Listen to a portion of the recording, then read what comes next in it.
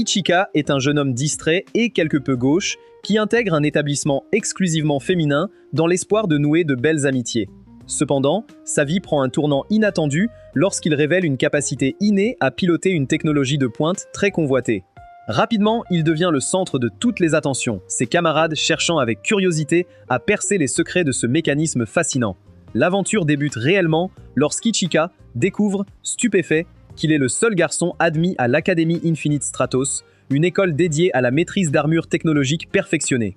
Désemparé par cette situation inhabituelle, il tente de trouver du soutien auprès de son amie d'enfance, Oki, mais celle-ci se montre distante, lui donnant le sentiment qu'il n'est pas tout à fait le bienvenu dans ce nouvel univers. Dès que l'enseignante l'invite à se faire connaître, il annonce son nom, tout en observant que ses condisciples l'observent avec une curiosité évidente. Elle réprimande Ichika pour avoir délaissé le titre formel de professeur au profit de son prénom. Cet échange incite ses camarades à imaginer qu'un lien familial expliquerait les capacités exceptionnelles d'Ichika à piloter un Stratos. Le calme revenu, Shifuyu informe les élèves qu'ils disposent de 2 semaines pour perfectionner leur technique de combat avant de poursuivre leur apprentissage en autonomie. À la tombée de la nuit, Hoki propose à Ichika de la retrouver sur le toit. Tandis qu'ils échangent quelques mots sereins, un compliment sincère d'Ichika sur sa coiffure suffit à faire rougir la jeune fille. Leurs échanges animés s'interrompent soudainement au signal sonore marquant la reprise de la leçon. Tandis qu'ils se plongent dans leur révision, Ichika éprouve soudain une certaine confusion face à des théories qui lui paraissent particulièrement ardues. L'enseignante, Maya, interroge la classe pour vérifier la bonne compréhension du sujet, mais un silence gêné s'installe, car Ichika est le seul à ne pas parvenir à assimiler les points abordés. Shifuyu, remarquant son désarroi, lui demande s'il a pu examiner le manuel préconisé. Ayant égaré le sien, il reçoit de sa part une douce pichenette amicale sur le crâne, accompagnée de la promesse qu'elle lui remettra une édition plus récente dans 7 jours. Peu de temps après, une demoiselle à la chevelure dorée et à l'allure distinguée s'est approchée d'Ichika. Comme il ne l'avait jamais vue, il s'est interrogé sur son identité. Elle a alors choisi de se présenter aimablement. Elle s'appelle Cecilia, elle représente l'Angleterre et s'est distinguée en réalisant la meilleure performance lors des épreuves de sélection. Ichika manifeste une fois de plus son ignorance des usages en admettant ne pas comprendre l'importance du rôle de délégué. Avec un brin d'agacement, Cecilia lui précise qu'il s'agit d'une élite sélectionnée pour incarner son pays en qualité de pilote de Stratos, tout en remarquant sa grande naïveté. Elle se targue d'avoir réussi l'exploit de devancer un formateur durant les épreuves, une prouesse remarquable. Toutefois, Ichika la stupéfie en confiant qu'il a réalisé la même prouesse. Peu de temps après, le jeune homme découvre son nouvel habitat et demeure ébahi face au confort somptueux des lieux. Soudainement, Oki apparut dans l'encadrement de la porte, vêtu d'un grand drap de bain. Un silence empreint de timidité s'installa aussitôt dans la pièce. Lorsqu'elle l'interrogea sur les raisons de sa visite imprévue, il lui expliqua, non sans une certaine réserve, qu'il venait d'apprendre qu'il allait désormais habiter juste à côté d'elle. Oki brandit son équipement de sport pour l'inciter à quitter les lieux, ce qui le pousse à s'esquiver en toute hâte. Entre-temps, plusieurs camarades retrouvent Ichika, ravis de partager un moment en sa compagnie. Il sollicite alors auprès de Hoki la permission de pénétrer dans la pièce, jusqu'à ce qu'elle accède enfin à sa demande. Une fois la sérénité rétablie, Hoki suggère d'établir un planning pour réguler l'usage de la salle de bain. Cependant, le jeune homme, quelque peu étourdi, insiste pour utiliser les équipements du rez-de-chaussée, ce qui irrite de nouveau la jeune fille qui se lance alors à sa poursuite dans un esprit de jeu et de camaraderie. Pour assurer sa défense, Ichika s'empare d'un bâton d'entraînement, mais Hoki s'en saisit avec une grande aisance et prend rapidement le dessus. Le lendemain, Shifuyu met en place un vote afin de désigner l'élève qui portera les couleurs de la classe durant le tournoi académique. L'ensemble des camarades suggère alors le nom d'Ichika pour cette responsabilité. Alors qu'il s'apprête à refuser cette offre, Cecilia s'interpose et lui propose un défi. S'il perd, il devra se plier à ses exigences. Ichika accepte l'épreuve et tente de négocier quelques privilèges, ce qui déclenche les rires de son entourage, tant la maîtrise technique des jeunes filles dans cette discipline est une évidence pour tout le monde. Préoccupé, une camarade cherche à le faire changer d'avis, mais il reste ferme, soutenant qu'une personne intègre se doit de tenir ses engagements. Shifuyu officialise alors le défi à venir. Elle avertit Ichika que l'établissement devra concevoir une protection spécifique pour lui, les équipements standards étant déjà tous attribués. Cette marque d'attention suscite l'admiration de ses pairs, un tel privilège étant exceptionnel pour un nouvel arrivant. Ichika peine à saisir la portée de cette situation, tandis que Cecilia souligne avec enthousiasme la chance extraordinaire de piloter son propre Stratos, une prouesse technologique dont les exemplaires sont extrêmement rares à travers le monde. Ichika manifeste son étonnement face à cette quantité restreinte. Une camarade précise que la conception des noyaux de Stratos demeure un mystère bien gardé, chaque unité ayant été façonnée par la docteure Taban, la grande sœur de Hoki. Shifuyu ajoute que l'accès à ces appareils est normalement réservé aux autorités, bien qu'une dérogation ait été accordée à Ichika pour faciliter l'analyse technique. Lorsqu'une voix s'enquiert du lien de parenté entre Taban et Hoki, une agitation générale s'empare de l'assemblée, chacun s'interrogeant sur les circonstances de son départ soudain. Hoki répond avec une distance glaciale que cela ne concerne personne, installant aussitôt un calme pesant dans la salle. Ichika se demande ce qui peut bien causer une telle animosité entre eux. Pendant le cours, Maya explique que le Stratos enveloppe son pilote d'une aura défensive, renforçant leur symbiose au gré des exercices. Fidèle à ses habitudes, Ichika semble quelque peu déconcerté par ces précisions. Maya encourage alors ses étudiants à considérer leur Stratos non pas comme un équipement ordinaire, mais comme un partenaire de confiance. Une amie de classe questionne la complicité qui les unit, ce qui déstabilise nettement Maya. Soucieux du moral de Hoki, Ichika lui suggère de se joindre à leur groupe pour déjeuner, mais elle refuse avec réserve. Alors qu'il cherche à la convaincre en lui effleurant le bras, elle esquive le geste avec une telle vivacité qu'il perd l'équilibre. Loin de s'en formaliser, Ichika salue sa réactivité, ce qui lui attire une boutade sur sa propre maladresse. Les autres camarades préfèrent alors s'éloigner pour éviter cette tension, mais Ichika finit par convaincre Hoki de partager ce moment avec eux. À la cafétéria, Ichika lui demande d'être moins froide, car il veut juste la remercier pour l'aide apportée par ses parents par le passé. Elle se calme et le remercie. En mangeant, Ichika supplie Hoki de lui apprendre à piloter pour que Cecilia ne l'écrase pas. Avant qu'elle ne réponde, une autre fille propose de l'entraîner. Hoki refuse, affirmant qu'elle est déjà sa tutrice, mais la fille prétend être une meilleure enseignante. Hoki révèle qu'elle est la sœur de la légendaire docteur, ce qui fait renoncer la rivale. Après leur premier entraînement, Ichika est épuisée. Hoki est déçu de son niveau et décide de délaisser la théorie pour se concentrer sur les arts martiaux 3 heures par jour. Quelques jours plus tard, Ichika demande pourquoi il ne travaille pas sur les Stratos. Hoki lui rappelle qu'il n'a pas encore le sien. Soudain, Maya annonce que son Stratos est prêt, et Chifuyu précise qu'il devra l'utiliser sans répétition, car l'arène n'est disponible que pour quelques heures. Une fois l'armure dévoilée, Ichika est stupéfait par son allure majestueuse. Moa présente le Stratos, le Byakushiki. Quand il s'équipe, des écrans apparaissent. Moa précise que le Blue Tears de Cecilia est un modèle longue portée, ce qui l'inquiète. Après avoir salué Hoki, Ichika rejoint l'arène. Cecilia lui propose de s'excuser pour éviter le combat, mais il refuse. Elle tire un coup qui le projette au sol. Avant qu'il ne récupère, elle le bombarde de rayons énergétiques et son bouclier faiblit dangereusement. Il fouille son inventaire et sort une épée. Cecilia l'accable d'attaque, le traitant d'ignorant pour croire vaincre un type longue portée à l'épée. Ichika esquive et détruit certains de ses canons, remarquant qu'elle doit donner un ordre à chaque tir. Maya est impressionnée par le pilotage d'Ichika, mais Chifuyu tempère. Il fait des gestes nerveux, signe qu'il s'apprête à faire une erreur de débutant. Alors que Cecilia tire, Ichika détruit ses canons et s'approche, mais elle riposte avec des missiles, terrifiant tout le monde. Quand la fumée se dissipe, les filles sont surprises. Le Stratos d'Ichika a évolué. Cecilia n'en revient pas qu'il est combattu en réglage par défaut. Il trouve une épée, le Yukihira, utilisée par Chifuyu. Il l'équipe et jure de protéger son nom. Furieuse, Cecilia tire des missiles, mais il les tranche et fonce pour l'achever. Avant qu'il ne frappe, Chifuyu stoppe le duel et déclare Cecilia gagnante. Ichika demande pourquoi, et elle explique qu'il a utilisé une attaque d'annulation de barrière, une technique spéciale du Yukihira, ce qui a épuisé son énergie de bouclier, entraînant sa défaite automatique. Sur le chemin du retour, Hoki rougit en demandant à Ichika de l'entraîner, ce qu'il accepte. Elle lui donne rendez-vous après les cours le lendemain. Le lendemain, les élèves sont dans la cour. Chifuyu choisit Ichika et Cecilia pour une démo. Cecilia passe en mode combat, mais rien ne se passe pour Ichika. Chifuyu le traite d'incapable, expliquant qu'un vrai pilote se transforme en une seconde. Cela le motive à manifester son armure. Il s'envole, mais Chifuyu se plaint de la lenteur d'Ichika, car le Byakushiki a un potentiel bien supérieur à ce qu'il montre. Ichika peine à imaginer une pyramide comme le manuel l'indique, mais Cecilia lui conseille une approche plus constructive. Il se plaint que l'armure est trop lourde, et Cecilia, soudainement séductrice, propose de lui donner des cours particuliers. Chifuyu les interrompt pour un exercice de piqué. Cecilia réussit sans effort, mais Ichika perd le contrôle et s'écrase lamentablement au sol. Hoki et les profs accourent. Chifuyu le gronde pour le trou dans le terrain. Hoki l'insulte pour sa maladresse, mais Cecilia l'écarte pour vérifier s'il va bien. Il confirme, mais la blonde insiste pour l'emmener à l'infirmerie, avec des intentions cachées. Hoki intervient, rappelant qu'on ne peut pas être blessé dans un Stratos. Les deux filles se disputent, ignorant que l'idiot ne comprend rien à leurs intentions. À la cantine, les filles célèbrent Ichika comme nouveau délégué, bien qu'ils ne comprennent pas pourquoi après sa défaite.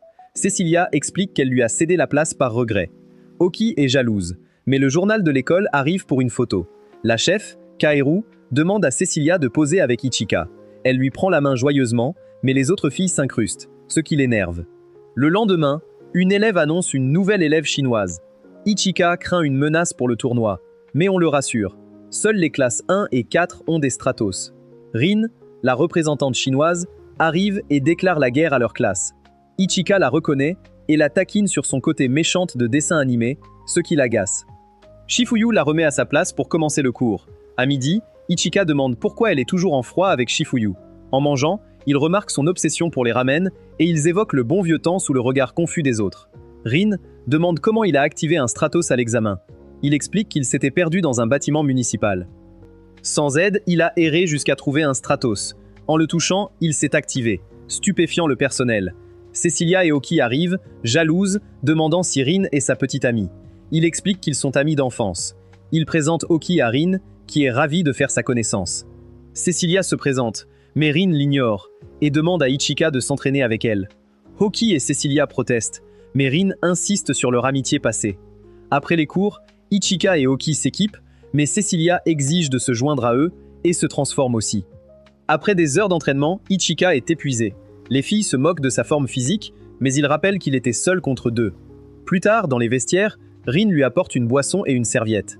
Rouge, elle lui demande s'il a quelque chose de spécial à lui dire après toutes ces années, mais Ichika ne comprend rien. Il lui parle de ses plans pour rejoindre Oki. Rin l'accuse d'être son petit ami. Il explique qu'ils sont juste amis et colocataires. Elle prétend que ça lui va, mais elle débarque dans leur chambre avec ses bagages et exige qu'Oki parte. Oki refuse, mais Rin l'ignore et commence à draguer Ichika. Furieuse, Oki attaque avec son sabre, mais Rin bloque avec un gantelet. Elle demande à Ichika s'il se souvient de leur promesse, mais il dit n'importe quoi. Elle le gifle, et le défie en duel au tournoi. Le perdant devra obéir au gagnant. Le jour du tournoi, Ichika est surpris de devoir affronter Rin dès le premier tour. En s'envolant, Rin lui rappelle que sa barrière absolue n'est pas parfaite, une attaque puissante peut la briser. Il s'en moque et fonce. Rin esquive et tente de le trancher, mais il bloque, ce qui lui vaut ses compliments. Elle invoque une seconde épée et lance une attaque encore plus forte, qu'Ichika bloque de justesse. Ses deux plus grandes fans s'inquiètent, et Cecilia hurle devant l'écran, suppliant Ichika d'utiliser la technique qu'elle lui a apprise. Rin combine ses épées en une arme redoutable et enchaîne les combos. Ichika esquive, cherchant à prendre ses distances pour économiser son énergie. Rin tire un coup qui l'étourdit, mais il évite le suivant. Elle rit et l'envoie au sol avec une décharge plus puissante. Cecilia est sous le choc, alors Maya explique qu'il s'agit d'un canon à ondes de choc, capable de tirer en exerçant une pression directe sur l'espace. Cecilia réalise que l'armure de Rin est de 3e génération, comme la sienne. Alors qu'Ichika se relève, Rin multiplie les tirs de canon à ondes de choc qu'il parvient à esquiver. Elle le complimente avant de révéler que le canon et les obus sont invisibles. Maya remarque un problème plus grave. Le canon peut tirer sous n'importe quel angle, sans aucun angle mort. En esquivant, Ichika sait qu'il est cuit s'il n'attaque pas. Il veut prouver sa valeur avec l'arme originale de sa sœur. Quelques jours plus tôt, il avait demandé à Shifuyu si le Byakushiki n'avait que ça, et elle lui avait donné des instructions précises. Ses explications l'ayant embrouillé, elle lui a conseillé de perfectionner un seul mouvement. De retour au présent, Ichika compte utiliser sa barrière de neutralisation. Il prévient Rin qu'il attaque pour de bon, mais elle se dit d'un autre niveau et contre-attaque. Les filles remarquent qu'il prépare quelque chose. Shifuyu explique qu'il va utiliser l'accélération d'ignition, une attaque surprise à pleine vitesse. Elle affirme qu'il peut rivaliser avec Rin s'il choisit le bon moment, mais que cette technique ne fonctionne qu'une fois. Après avoir esquivé, Ichika s'apprête à frapper, mais une explosion brise la barrière de l'école et interrompt le duel. Maya confirme l'incident. Shifuyu annonce la suspension du match et ordonne l'évacuation. Les tribunes se ferment, Ichika ne comprend pas. Rin l'informe que le match est suspendu et lui demande de retourner au stand. Ichika détecte un stratos non identifié sur le système et demande à Rin de fuir, mais elle veut gagner du temps. Il refuse d'abandonner une fille, mais Rin lui rappelle qu'il est le plus faible et que les professeurs vont arriver. L'ennemi tire sur Rin, mais Ichika la sauve in extremis. Il remarque que le stratos ennemi a une puissance de feu supérieure à celle de Cecilia. Portée comme une princesse, Rin, gênée, lui demande de la lâcher. l'automate ouvre le feu et dévoile une apparence redoutable, bien loin d'un modèle Stratos ordinaire.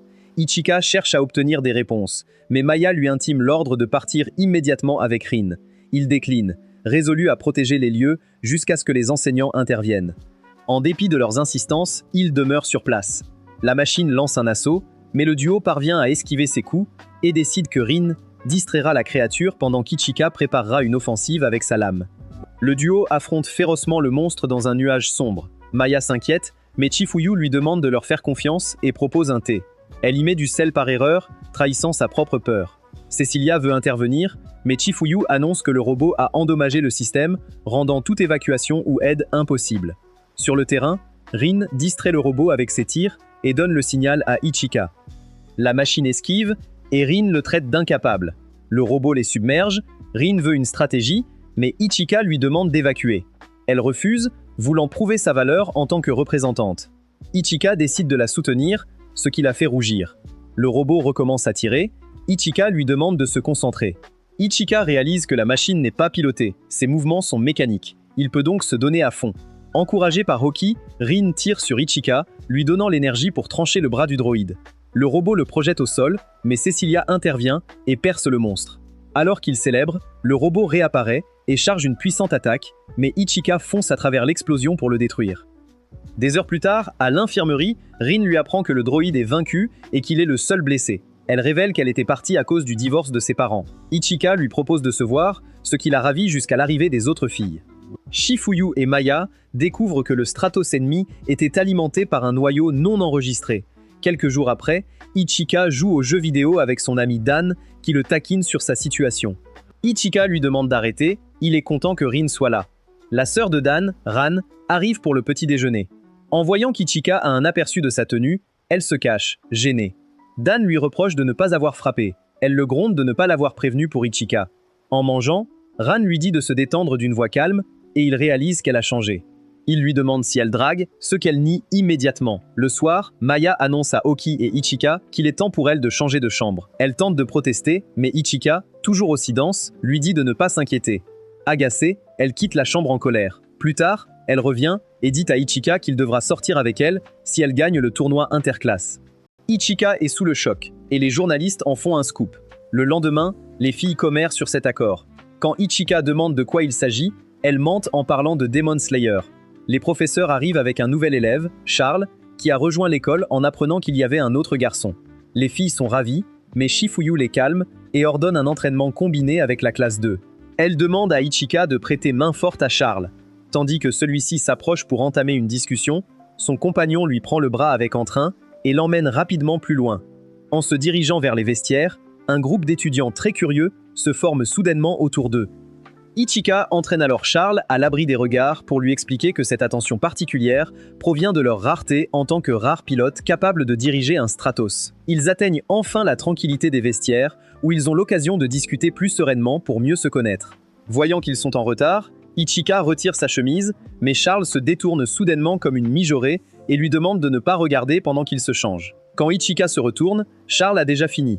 Il demande s'il est un Power Ranger, mais Charles dit juste qu'il est rapide.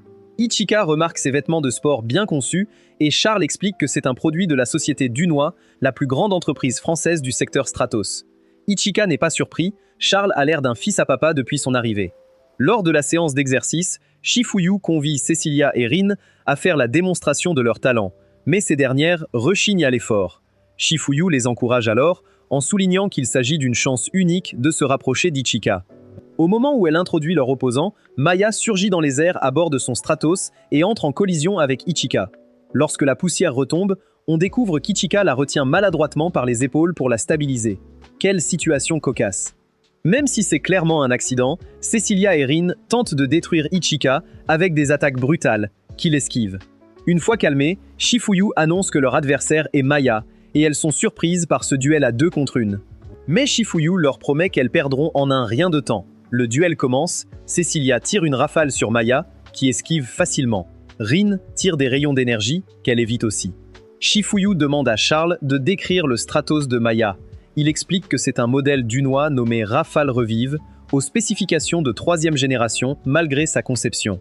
Après un choc violent, Maya terrasse Cecilia et Rin avec une puissante décharge.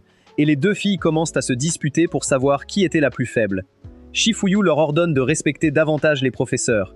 Elle demande aux élèves de se diviser en groupes, et toutes les filles se précipitent pour rejoindre l'équipe d'Ichika. Uki est agacé. Quand Ichika fait l'appel, la première fille se présente comme Kyoka, et les autres filles le supplient de travailler avec elle. Après l'entraînement de Kyoka, il appelle la suivante, qui est Huki. Mais elle se plaint de ne pas pouvoir entrer dans la machine. Maya demande à Ichika de l'aider à monter dans le Stratos. En entendant ça, les filles paniquent, et Huki devient toute rouge de honte. Ichika la porte nonchalamment dans la machine, alors elle lui demande de déjeuner avec elle. Ichika accepte, ce qui la rend heureuse. Mais au déjeuner, elle est agacée de voir qu'Ichika a amené tout leur groupe d'amis. Voyant que Huki est vexé, Charles demande s'il peut rester, et Ichika dit que c'est bon, puisqu'ils vivront ensemble à partir de maintenant. Charles le remercie avec un sourire chaleureux qui le fait rougir. Cecilia invite Ichika à goûter son sandwich, prétendant qu'il est meilleur que tout ce que Gordon Ramsay a pu faire. Mais après une bouchée, son visage devient violet à cause du goût atroce. Voyant cela, Huki lui propose son repas, et il aime tellement qu'il la complimente pendant des minutes, et lui donne même à manger, ce qui glace ses rivales sur place. À la tombée de la nuit, Ichika et Charles se reposent paisiblement au sein de leur dortoir. Ichika confie à son ami qu'il consacre tout son temps libre à perfectionner son pilotage du Stratos. Enthousiaste, Charles propose alors une collaboration pour s'entraîner en duo. Le lendemain, Maya introduit une nouvelle camarade arrivée d'Allemagne, prénommée Laura. Très vite, les élèves s'observent avec perplexité, déroutés par l'attitude réservée et la froideur apparente de cette jeune fille. À la surprise générale, Laura s'avance vers Ichika et lui adresse une gifle retentissante sur le visage. Elle lui dit qu'elle ne le reconnaîtra jamais comme le frère de Shifuyu. Plus tard, les filles essaient d'apprendre à Ichika à bouger comme Jackie Chan dans son Stratos. Mais il ne comprend rien à leur bavardage. Alors Charles propose un match d'entraînement. Le duel commence. Ichika et Charles s'affrontent sous les yeux joyeux des filles. Ichika charge pour frapper Charles, mais celui-ci esquive et tire plusieurs balles qu'Ichika bloque avec son bouclier jusqu'à épuisement. Après le match, Charles explique qu'il ne peut pas gagner car il ne comprend pas les armes à longue portée.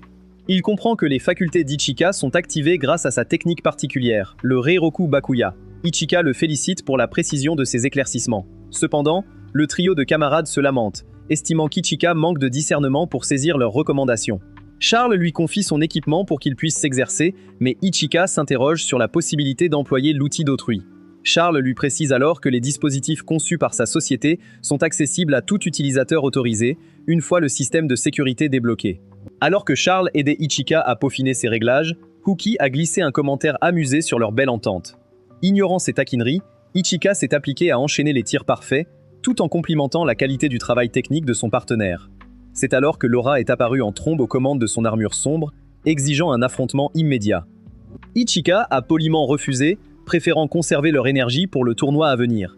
Agacé par ce désistement, Laura a projeté une impulsion d'énergie, mais Charles s'est aussitôt placé devant son ami pour le mettre à l'abri, rappelant fermement à la pilote les règles de courtoisie élémentaires.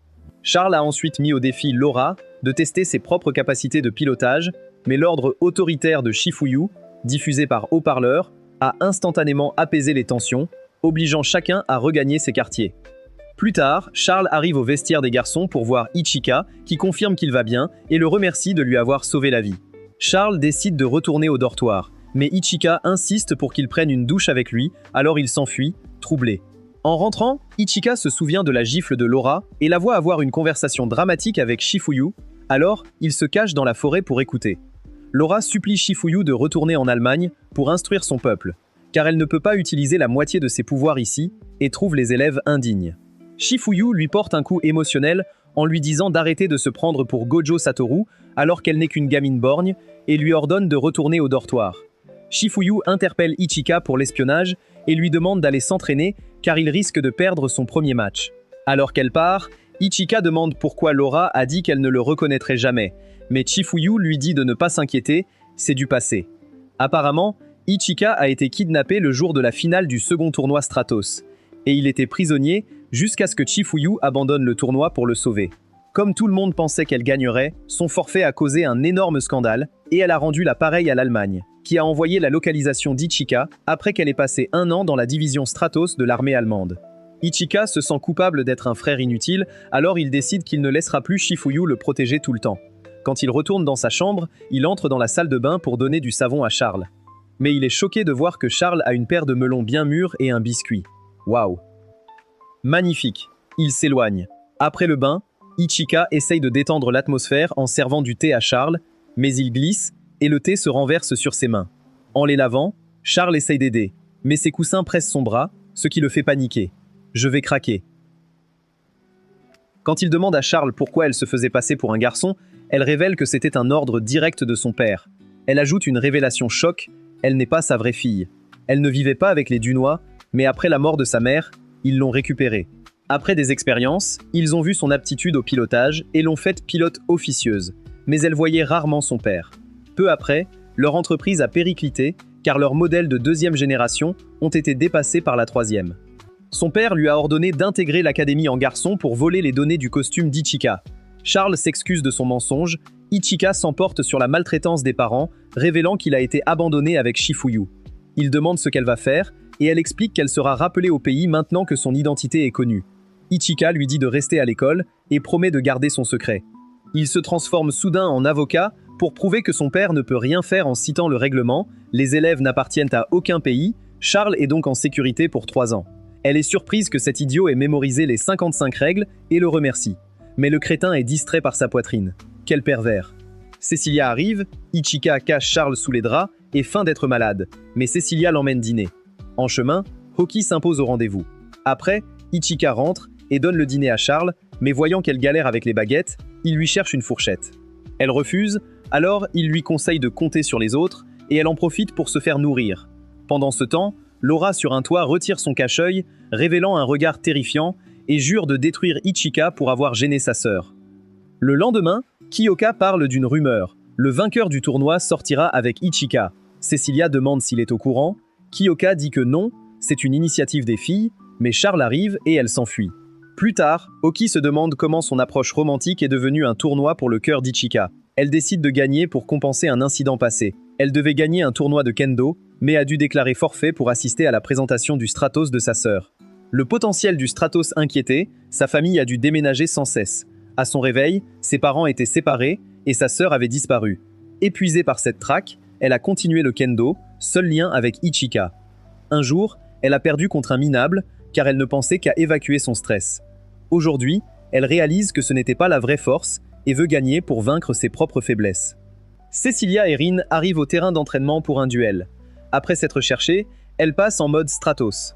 Mais avant de commencer, Laura fait une entrée fracassante en tirant sur elle. Rin demande ce qui lui prend, mais Laura se moque de leurs statistiques inférieures. Rin commence alors à critiquer son pays d'origine. Laura réplique que leurs pays sont encore plus nuls, ce qui les met en rage. Ichika et Charles arrivent et voient les 3 filles se battre. Laura domine, Rin tente de répliquer avec un canon à impact, mais Laura bloque avec un bouclier. Ichika n'en croit pas ses yeux, Charles explique qu'elle utilise une technologie de 3e génération, un stopper inertiel, mais Ichika garde confiance en ses amis. Rin tire encore, Laura bloque et l'attrape avec des tentacules sombres. Cecilia tire à bout portant, Laura contre avec son propre canon. Laura les projette au sol, Rin tente de se relever, mais est abattue. Cecilia tire un missile à courte portée qui surprend Laura. Elle pense avoir réussi, mais la fumée dissipée, Laura dégage une aura sombre et les traîne vers elle pour les rouer de coups. Charles et Oki craignent pour leur vie, leurs boucliers ne tiendront pas. Ichika supplie Laura d'arrêter, mais elle sourit. Alors il passe en mode Stratos et brise la barrière. Laura l'arrête avec un bouclier, le traite de fraude pathétique et pointe son arme sur lui. Charles le sauve avec une pluie de balles, permettant à Ichika d'emmener Cecilia et Rin en sécurité. Laura attire Charles avec ses fils sombres et tente de l'achever avec une lame de lumière. Shifuyu arrive et bloque le coup avec une épée. Elle dit ne plus pouvoir ignorer le combat car la barrière est brisée et leur ordonne de finir ça au tournoi. Laura désactive son armure. Après avoir sermonné Ichika, elle interdit tout duel jusqu'au tournoi. Plus tard, Rin et Cecilia sont à l'infirmerie, Ichika et les autres leur tiennent compagnie. Un groupe de filles arrive et montre à Ichika une nouvelle règle. Le tournoi se fera en binôme. Elle le supplie de les choisir, mais Ichika brise leurs espoirs en choisissant Charles. Cecilia et Rin insistent, mais Maya arrive et annonce qu'elles ne peuvent pas participer à cause de leurs blessures et de leur Stratos endommagé. Elles décident que Charles est la meilleure option pour gagner et promettent de soutenir leur équipe. Dans leur chambre, Ichika dit à Charles qu'elle peut parler normalement. Elle repasse en mode fille et lui demande de rester à l'intérieur pendant qu'elle se change. Il décide de se tourner le dos, mais il glisse et Ichika attrape les fesses de Charles par accident, ce qui lui vaut un coup de pied. Le jour du tournoi, il voit des recruteurs venus observer les élèves. Charles conseille à Ichika de ne pas être trop émotif, Laura est la plus forte des premières années. Mais ils sont choqués de voir que Laura est en binôme avec Oki. Quelques minutes plus tard, les deux équipes se font face dans l'arène. Le match commence, Ichika charge, mais son attaque est bloquée par le bouclier de Laura, tout le monde pense qu'il est fini. Elle pointe son arme sur lui, mais Charles apparaît derrière et tire, forçant Laura à reculer. Charles mitraille, Oki arrive et bloque avec son bouclier avant de repousser Ichika. Oki charge Charles, mais Ichika et Charles échangent leur place, permettant à Ichika d'affronter sa rivale. Laura écarte Oki pour affronter Ichika elle-même, et Oki se tourne vers Charles. Mais elle la repousse avec ses tirs rapides et s'excuse de ne pas affronter son petit ami à la place. En salle de contrôle, Maya note que l'équipe d'Ichika veut éliminer Huki en premier. Shifuyu explique que c'est malin, car Laura se bat sans se soucier de son partenaire, contrairement aux deux autres. Sur le terrain, Charles tire des salves qui font surchauffer l'armure de Huki, puis rejoint Ichika face à Laura. Ichika active son mode super, et alors que Charles occupe Laura, il tente de l'achever, mais elle esquive. Elle réactive son bouclier et le vise. Ichika lui rappelle qu'il est en équipe, et Charles la bombarde par derrière, la blessant. Shifuyu explique à Maya que la défense de Laura n'est qu'une pâle copie de l'infini de Gojo, bloquant uniquement ce qu'elle vise. Charles la submerge de tirs, elle s'envole pour esquiver, mais Ichika l'attend pour son attaque finale. Hélas, son énergie s'épuise avant l'impact. Reprenant confiance, Laura repousse Charles avec ses fils noirs et terrasse Ichika. Alors qu'elle s'apprête à finir Ichika, Charles la percute et l'arrose de balles. Elle ne peut bloquer, ignorant tout de sa technique d'accélération. Elle avoue que c'est une première pour elle. Avant qu'elle n'active sa barrière, Ichika la bombarde avec le fusil de Charles et elle riposte avec ses tentacules noirs. Mais Charles utilise son attaque perce-bouclier pour briser sa défense et l'envoyer au sol. La foule exulte et Charles enchaîne les attaques perce-bouclier, acculant Laura à la défaite. Elle se souvient de son passé, cobaye pour l'armée allemande, entraînée jusqu'à l'excellence. Puis, le Stratus fut créé et une nanomachine fut implantée dans son œil pour l'améliorer. Mais son corps ne s'est pas adapté, elle fut jugée comme un échec jusqu'à sa rencontre avec une instructrice de génie. Grâce à Shifuyu, Laura a surpassé ses pairs de l'unité Stratos. Un jour, Laura demanda à Shifuyu pourquoi elle était si forte, et elle répondit que c'était pour protéger son petit frère. Laura détesta cette douceur, voulant qu'elle reste forte. Haineuse, elle supplie ses nanomachines de lui donner une force absolue, et son armure se transforme en un nuage noir qui l'engloutit. Shifuyu ordonne l'évacuation immédiate. Le tournoi est suspendu. L'armure de Laura devient une version sombre de celle de Shifuyu. Ichika tente de l'affronter, mais il est battu en quelques secondes par les techniques de sa propre sœur. Ichika est furieux de voir cette chose copier les mouvements de sa sœur et charge, mais Huki le retient, lui demandant de réfléchir. En salle de contrôle, Maya demande pourquoi le Stratos noir est immobile. Shifuyu explique que c'est un programme automatique réagissant aux armes. Alors qu'Ichika se débat, Huki le gifle pour le ramener à la raison, mais il reste agacé par l'utilisation des techniques de sa sœur. Elle lui rappelle qu'il ne peut rien faire, son armure est à court d'énergie. Ichika insiste, et Charles prouve qu'il est le meilleur des alliés en rechargeant son Stratos. Maya s'interroge, mais Shifuyu ordonne de laisser faire les élèves.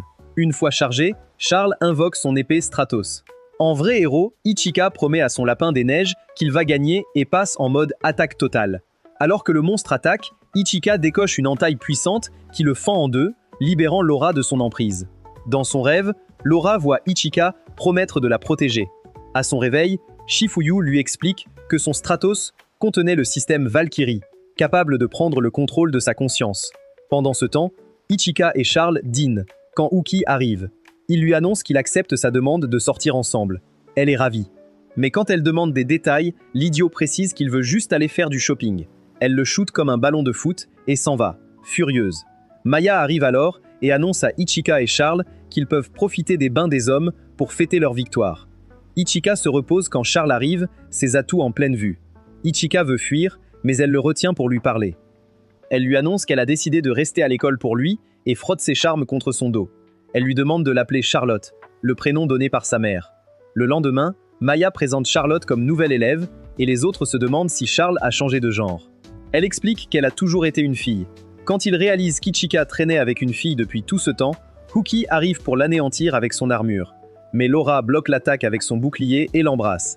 Sous le choc général, Laura dit à Ichika qu'il doit devenir son époux, provoquant les cris de la classe. Plus tard, Huki appelle sa sœur, Taban, qui lui annonce que son Stratos personnel est prêt, un modèle exclusif nommé Akatsubaki. Le lendemain, Ichika se réveille et réalise que quelqu'un dort à côté de lui. Il soulève les draps et voit Laura en maillot de bain. Quand il demande ce qu'elle fait là, elle explique qu'il est normal pour un couple marié de dormir ensemble ainsi. Il tente de la raisonner, mais elle lui fait une clé de bras. Uki arrive alors pour l'entraînement. En voyant cette position compromettante, elle devient folle de rage et corrige Ichika avec son sabre de kendo. Des heures plus tard, Ichika est dans le train avec Charlotte, se plaignant de son matin infernal. Quand elle demande pourquoi il n'a invité qu'elle, il explique qu'il l'a emmenée pour choisir un maillot de bain, sachant qu'elle n'en a pas. Il l'appelle par erreur Charles, elle le gronde et lui rappelle de l'appeler Charlotte. Arrivée en gare, Charlotte dit qu'elle pardonnera à Ichika s'il lui tient la main. Il s'exécute et lui demande de ne pas lâcher pour ne pas se perdre. Ils ignorent que Rin et Cecilia les espionnent. Choquée par cette main tenue, Rin invoque son gantelet pour les détruire. Mais Laura arrive et leur propose de les suivre pour se fondre dans le décor. Rin explique qu'il faut d'abord obtenir des informations, et Cecilia ajoute qu'elles doivent découvrir leurs liens. Laura accepte de suivre leur plan. En chemin, Ichika dit à Charlotte qu'il doit lui trouver un surnom, puisque tout le monde l'appelle Charlotte. Elle est surprise, mais il propose Char. Elle est si ravie qu'elle s'imagine déjà dans une romance. Ils arrivent à un magasin, et il lui demande d'avancer, prétextant un autre achat. Ailleurs, Dan et Ran discutent des maillots de bain que Ran veut porter pour ses vidéos. Ichika arrive, ce qui la rend très gênée.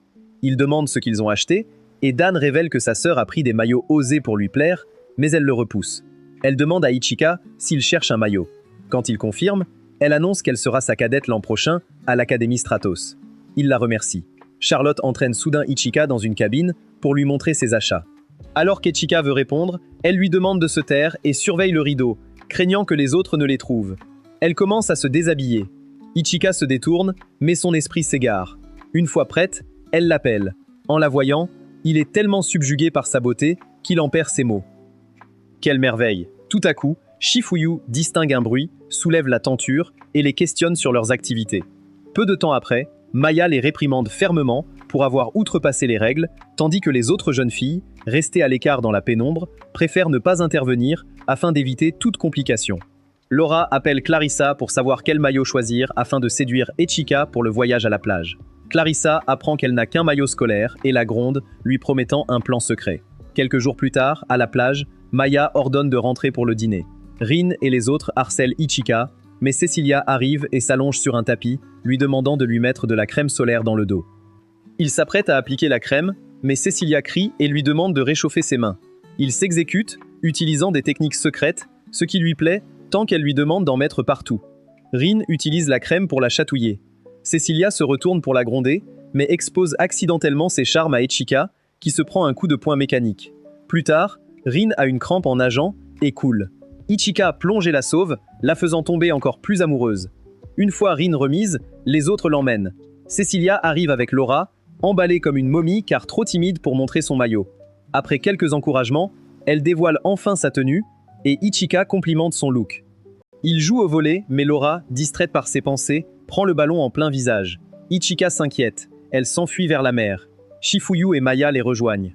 Le soir, Shifuyu prévient Hoki que Tabane pourrait apparaître le 7 juin. Au dîner, Ichika remarque que Cecilia a du mal à s'asseoir en tailleur et propose de déplacer la table. Elle refuse, préférant souffrir plutôt que de quitter son crush. Charlotte explique qu'il doit la laisser faire, car les femmes sont complexes. Charlotte lutte elle-même pour tenir. Ichika propose de la nourrir comme il l'a fait pour Charlotte, mais celle-ci lui ferme la bouche pour éviter les indiscrétions. Cecilia, en mode soumise, insiste pour être nourrie. Ichika la nourrit, sous le regard jaloux des autres. Shifuyu arrive et gronde tout le monde, demandant à son frère de calmer son énergie. Après son départ, Ichika demande à Cecilia de manger seule, mais elle le fixe avec colère. Il l'invite dans sa chambre, ce qui l'excite. Plus tard, le fan club d'Ichika est frustré qu'il soit avec Shifuyu, tandis que Cecilia danse de joie. Kaeru remarque que Cecilia prépare des sous-vêtements osés. Les filles lui ouvrent son yukata et confirment qu'elle porte de la lingerie fine. Elle l'accuse d'être une obsédée, mais elle prétend que c'est pour le style. En chemin, elle voit les autres filles écouter à la porte de Shifuyu. Les bruits laissent penser qu'Ichika et Shifuyu pratiquent des choses très intimes. Les filles se penchent, mais la porte cède et elle tombe. Ichika massait juste Shifuyu. Elle les gronde et suggère qu'elle profite aussi du massage d'Ichika. Cecilia passe en premier, mais Ichika touche accidentellement sa poitrine. Pour aggraver les choses, Shifuyu soulève son yukata, pour révéler ses dessous osés et se moque d'elle jusqu'à ce qu'elle implore pitié. Shifuyu demande à Ichika de lui apporter un rafraîchissement. Cette dernière prépare une boisson pétillante et interroge ses amis sur les qualités qu'elles apprécient chez lui. Lorsqu'elle lui demande si elle accepterait de leur céder sa place, elle décline poliment en les encourageant à prendre confiance en elle. Plus tard, à l'extérieur, Ichika surprend Oki en train d'observer un mécanisme insolite planté dans le sol, accompagné d'une pancarte invitant à le manipuler. Dès qu'il tente d'obtenir une explication, elle s'éloigne précipitamment sans dire un mot. Il tire l'objet, une carotte mécanique géante apparaît, et Taban en sort pour saluer Ichika. Elle cherche Oki, mais avant qu'il ne réponde, elle dévoile son invention, le tracker de Oki. Après son départ, Cecilia demande qui c'était, et il répond que c'est la sœur aînée de Oki, ce qui la laisse bouche bée. Plus tard, Shifuyu réunit Ichika et les filles. Elle prétend qu'elles ont toutes des stratos personnels, mais Rin note que Oki n'en a pas. Taban surgit et tente de câliner Shifuyu, qui la repousse. Elle harcèle Oki, qui l'envoie valser d'un coup de poing. Sur ordre de Shifuyu, Taban se présente comme une scientifique de génie. Les filles doutent, alors elle invoque le stratos personnel de Oki depuis le ciel. Elle précise que les capacités de sa création surpassent largement les leurs, puisqu'il s'agit d'un modèle Stratos de 4e génération qu'elle a personnellement élaboré. Ses interlocutrices demeurent stupéfaites, la version précédente étant encore en phase d'expérimentation. Après avoir dévoilé l'appareil, elles invitent Oki à s'installer aux commandes. Une fois l'appareil activé, Taban saisit les paramètres nécessaires et lui ordonne de prendre son envol. Dès le départ, les jeunes femmes sont ébahies par l'incroyable célérité de la machine. Taban lui suggère alors d'évaluer l'efficacité des lames énergétiques intégrées. Elle lance des entailles qui déchirent les nuages, la laissant stupéfaite. Taban tire des missiles pour qu'elle les teste, et elle les tranche sans effort, impressionnant tout le monde. Maya arrive et informe Shifuyu d'une mission urgente. Elle ordonne à son équipe d'arrêter l'entraînement pour se préparer. En salle de contrôle, Shifuyu explique qu'un Stratos de 3e génération, le Silverio Gospel, est devenu incontrôlable sur la côte hawaïenne. Le Silverio Gospel s'approchant de l'école, les élèves doivent le neutraliser. Cecilia demande ses specs, Shifuyu affiche les données, c'est un type tir spécialisé en combat longue distance, similaire au sien. Shifuyu précise qu'ils n'ont qu'une chance de l'approcher vu sa vitesse supersonique. Maya ajoute qu'il faut le vaincre en un coup, alors Rin décide d'utiliser l'attaque finale d'Ichika, le Reiraku Bakuya. Cependant, l'idiot commence à se plaindre, alors Shifuyu lui rappelle que c'est une vraie bataille, pas un entraînement. Il décide de le faire pour prouver sa force. Quand Shifuyu demande quel Stratos est assez rapide pour rattraper le robot, Taban surgit et suggère de tester l'Akatsubaki. Oki s'équipe, et Taban vante les armes puissantes qu'elle a intégrées. Shifuyu annonce que la mission débutera dans 30 minutes. À l'heure dite, Ichika et Oki passent en mode combat. Ichika lui rappelle de ne pas être imprudente, ce n'est pas un exercice. Elle l'assure de sa prudence et lui demande de se détendre pour qu'elle le porte correctement. Ichika demande si elle est confiante grâce à son nouveau Stratos, mais elle prétend qu'elle a toujours été comme ça et lui dit de mener l'opération calmement. Shifuyu les contacte pour insister sur le fait de régler l'affaire en un coup. Oki demande si elle doit soutenir Ichika, Shifuyu lui donne la permission, mais lui conseille de ne pas trop forcer sans expérience de combat avec l'Akatsubaki. Elle promet de l'épauler. Tout le monde est surpris de son enthousiasme inhabituel. Shifuyu prévient Ichika en privé qu'Oki risque de faire une erreur par excitation et lui demande de la soutenir. La mission commence. Ichika monte sur le dos d'Oki et elle fonce à une vitesse incroyable, stupéfiant tout le monde. Shifuyu partage la position en direct. Oki accélère jusqu'à repérer le Silverio Gospel. Oki informe Ichika qu'ils seront au contact dans 10 secondes. Il invoque son épée et passe en mode Reiraku Bakuya. Alors qu'il charge, le Silverio Gospel le repère et s'esquive rapidement. Il tente une autre attaque, mais le Gospel esquive encore et les bombarde de missiles. En esquivant, Ichika demande à Oki de charger par la gauche pour une attaque combinée. Elle fonce et l'accable avec ses armes avant de donner le signal à Ichika. Mais Ichika remarque un autre ennemi vers l'école et fonce l'intercepter. Le Silverio Gospel profite de la distraction pour tirer une rafale de balles. Shifuyu crie sur Ichika pour avoir raté leur chance, mais il signale un navire de braconniers. Oki veut ignorer le navire, mais il refuse de les laisser mourir et dévie les tirs jusqu'à ce que son épée s'éteigne. Oki le traite d'idiot pour protéger des criminels, mais il l'appelle dans la dimension astrale et lui demande pourquoi elle méprise les faibles depuis qu'elle est forte. Ce n'est pas elle, et cela l'émeut au point de lâcher son épée en pleurant. Ichika remarque qu'elle est à court d'énergie. Soudain, le Silverio Gospel tire des missiles, mais Ichika s'interpose pour la protéger et il tombe dans l'océan. En salle de contrôle, Maya remarque qu'il ne bouge plus. Elle demande s'il faut annuler l'opération, mais Shifuyu décide de continuer jusqu'à ce qu'Ichika et Oki abandonnent eux-mêmes. Charlotte frappe à la porte, mais Shifuyu lui ordonne de rester en attente, tout comme Laura. Charlotte prétend que Shifuyu s'inquiète pour Ichika, mais Rin souligne qu'elle n'a pas pris de nouvelles depuis l'ordre de traitement. Cecilia ajoute qu'elle a été trop froide avec Oki lors du sauvetage, malgré l'échec de la mission. Laura explique qu'elle fait son travail en se concentrant sur le gospel. Elle suppose que Shifuyu s'isole car elle est troublée par l'état d'Ichika, mais s'inquiéter ne résoudra rien. À l'hôpital, Ichika est inconscient sous assistance, et Oki est rongé par la culpabilité en repensant aux paroles d'Ichika sur le champ de bataille. Oki se demande pourquoi il veut protéger ceux qui enfreignent la loi, mais réalise que c'est ce qui fait sa force. Elle revoit ses combats et réalise qu'elle suivait aveuglément la puissance. Elle se sent comme une imposture après qu'Ichika se soit sacrifié pour elle et le navire. Maya arrive et lui conseille de se reposer, mais elle insiste pour rester auprès d'Ichika. Maya lui dit que c'est un ordre de Shifuyu, ce qui la fait enfin partir. Plus tard, elle court sur la plage jusqu'à l'épuisement, se remémorant un moment où Ichika l'avait défendu contre un perdant arrogant. Plus tard, elle lui avait demandé pourquoi il prenait des risques, il a répondu qu'il rendait justice aux ordures et l'a complimenté sur sa tenue. En partant, Oki lui a demandé de l'appeler par son prénom et il a souri en lui demandant de faire de même. Dans le présent, Oki regarde son bracelet jusqu'à l'arrivée de Rin, qui lui rappelle que c'est sa faute si Ichika est dans cet état. Oki est trop déprimé pour répondre, alors Rin la secoue et lui fait un discours passionné pour la motiver. Mais Oki dit qu'elle n'utilisera plus jamais de Stratos. Rin la gifle et lui dit d'arrêter d'agir comme une lâche. Elle se relève et déclare qu'elle affrontera l'ennemi. Rin et les autres sont heureuses et disent qu'elles ressentent la même chose. Elles ne veulent pas finir sur une défaite. Laura leur montre la position du gospel, précisant qu'elle a dû utiliser des satellites car il est en mode furtif. Toutes confirment être prêtes et demandent le plan d'Oki, qui jure de ne pas perdre cette fois. Peu après, Glory tire un coup massif sur le gospel. Maya demande à Shifuyu de rappeler les filles car elles désobéissent, mais Shifuyu dit qu'elle s'y attendait. Le gospel bloque le tir avec un bouclier, alors Laura tire une rafale. Le gospel esquive à la vitesse de la lumière et charge Laura, mais Cecilia le repousse. Cecilia tire ses rayons, le gospel esquive, alors Charlotte l'embusque avec une rafale. Après avoir tout esquivé, le gospel riposte, mais Charlotte bloque avec son bouclier et lui dit de ne pas la sous-estimer. Dans sa conscience, Ichika voit une fille en blanc qui doit partir car on l'appelle. Pendant ce temps, les filles touchent enfin le Silverio Gospel. Cecilia se réjouit, mais Rin insiste pour continuer les tirs. Le rêve d'Ichika change. Il voit un Stratos lui demandant s'il désire la puissance. Sur le champ de bataille, Oki attaque le gospel, mais il encaisse et saisit ses épées. On lui conseille de lâcher prise et de battre en retraite.